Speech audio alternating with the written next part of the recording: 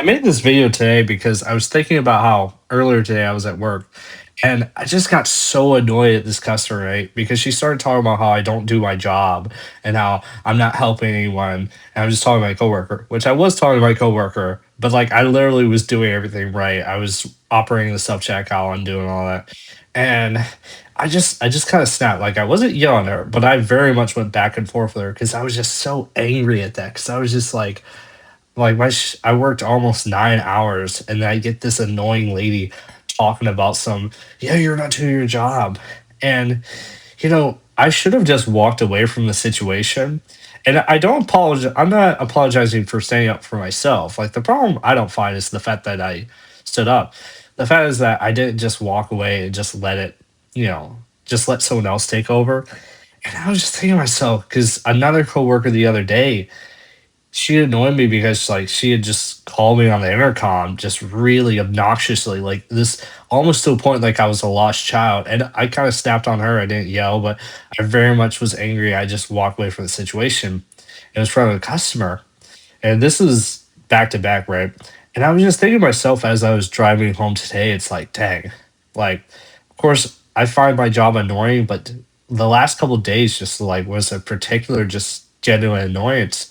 And I was thinking to myself, it's like the reason why I feel this way is because it's like I'm not happy where I am, right? Like in a certain sense, I'm happy about where I am in terms of like I'm getting back into art, I'm doing this YouTube channel, but like in terms of my work life, like I'm not doing a job that I enjoy. And I know it's important to be able to have to work sometimes like retail jobs, but I realize it's like I'm not, at least financially, like I'm not working a job that I find fulfilling or that I'm not, you know, in a good place. It's like I know where this anger is coming from because like I'm doing a job that's not really meant for me. Like obviously I still do it. I pick up shifts, working as a cashier and doing all that.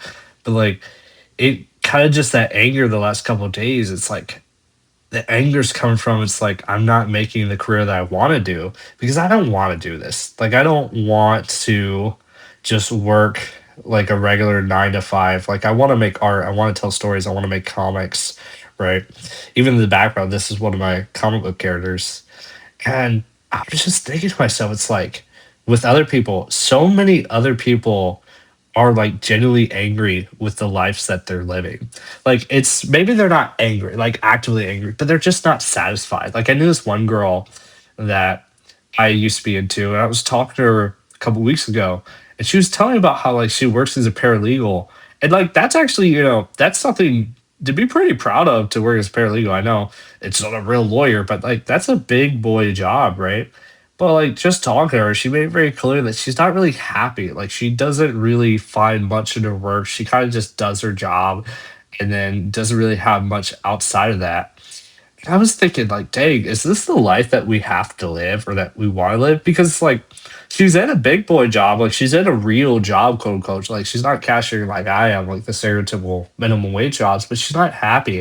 And like so often in our lives, we're not happy about where we are. Like we're in a way, like we're kind of resting in anger, or at least eventually it turns into anger, realizing that you're doing a job that you don't want to do. I know that we all got to work. I was just thinking, it's like, do we have to live this way? And one, it's not enough to be angry. That's why I always tell people, it's like, I'm all for having sympathy, for helping people out and making sure that they live, that they vent to me about their problems. But I'll admit, I lose sympathy when people don't start to try to look for a solution or try to bring themselves out of that. Like, you acknowledge the problem, but you're not actively working to make it better. And that's what I'm trying to do this year. Like, I'm actively trying to raise my skills and become a better artist because I realized I wasn't taking advantage of my gift. Like, and really any gift or talent is what Bob Marley, Bob Ross. It was Bob Ross who said it's like talent is just a pursued interest. And it really is that. Unless you're like disabled, like there's something that's preventing you from doing something that you want to do. All of this talents that we want are the things that we need to get good at or we think is real talent. It's just people being consistent. Like you can learn anything if you put your mind to it. provided, not some of the other things I brought up, like being disabled, provided there's not something literally physically preventing you, right?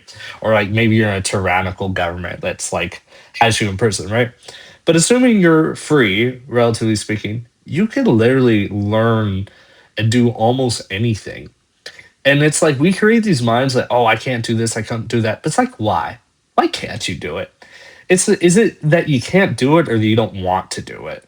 Because I do understand that we have like our own limitations. Like we have 24 hours, but not everyone has the same 24 hours. Like people say you have the same 24 hours, but like I think that phrase, when you really think about it, is stupid. Like, yes, every day is the same 24 hours, but no one has the same 24 hours in the sense that not everyone lives with the same opportunities as you do. Like you can say that if you live in like some rich sorority or fraternity and you have those opportunities, but there may be like someone who's like a single mother and she doesn't have the time to do all this or build a business. But I really do think you can learn if you put your mind to it. I do even believe, even though I don't believe we all have the same 24 hours in the sense that we obviously don't have the same life experience, the same opportunities, I do really believe that it's like we are so much more capable. It's not enough to be angry about where you are because it's not enough to just acknowledge, oh, shoot, there's a problem. Okay. Just because you acknowledge that there's a leaky faucet does not, it's not the same as actually fixing the faucet.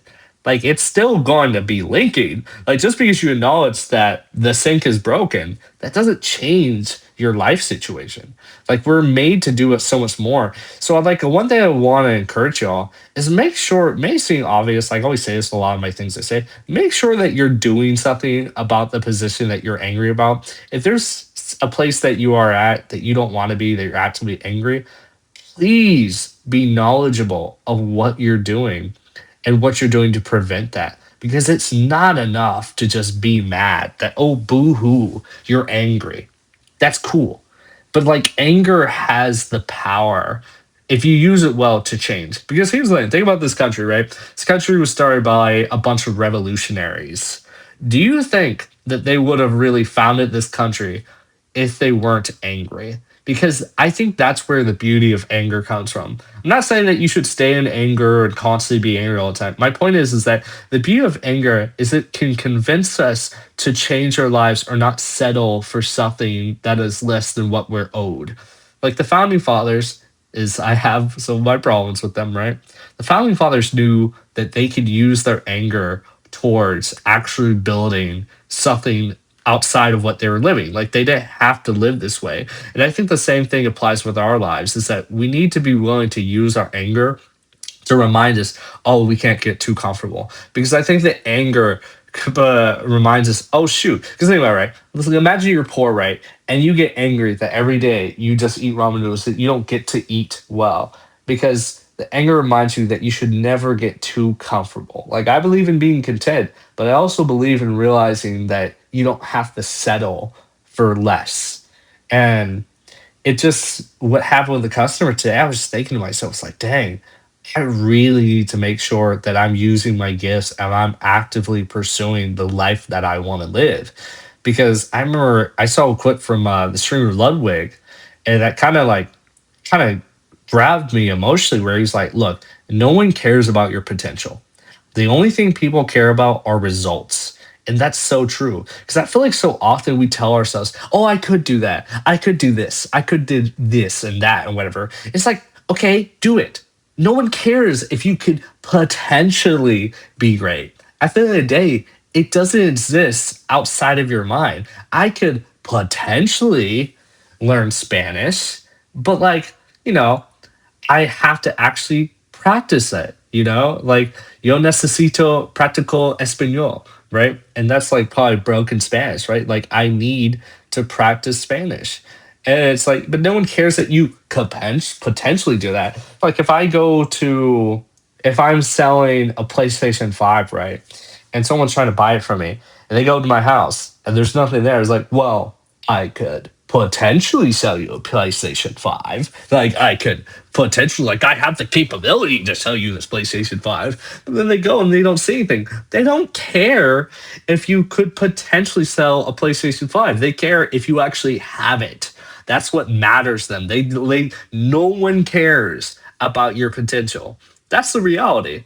And that may be a harsh thing to say. It's like, sure, your family and friends can acknowledge that you have potential, but like that doesn't mean anything compared to real results. There are people who are less talented, less qualified than you, but you know what they have? They have the actual results. They may not be as good as you, they may not be as smart as you, but you know what they do have? They have the grit. They have the fact that they did it. Because I remember one time I heard about a study about one of the biggest things that leads to success is resilience. It's not talent, it's not freaking potential. It's doing it, constantly doing it, and working day and night to pursue the life that you want to live. And I kind of just realized that today with myself. It's like, dang, it's good, even though I really should have kind of snapped at the customer and really, well, maybe not snap. Well, I did kind of snap, right? No, I should have gone back and forth, I should say. I know that this is a reminder. You can never get too comfortable. This is not the life that you want to live. And I just hope you guys kind of keep that in mind. You're probably angry about something in your life. There's probably something in your life that you don't like, that you know that you despise, but it's not enough to be angry.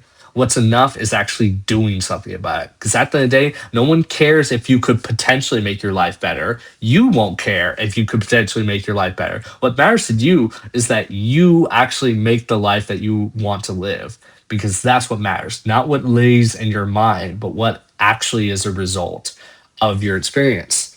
So I hope you guys have a great day, and I'll talk to you guys soon.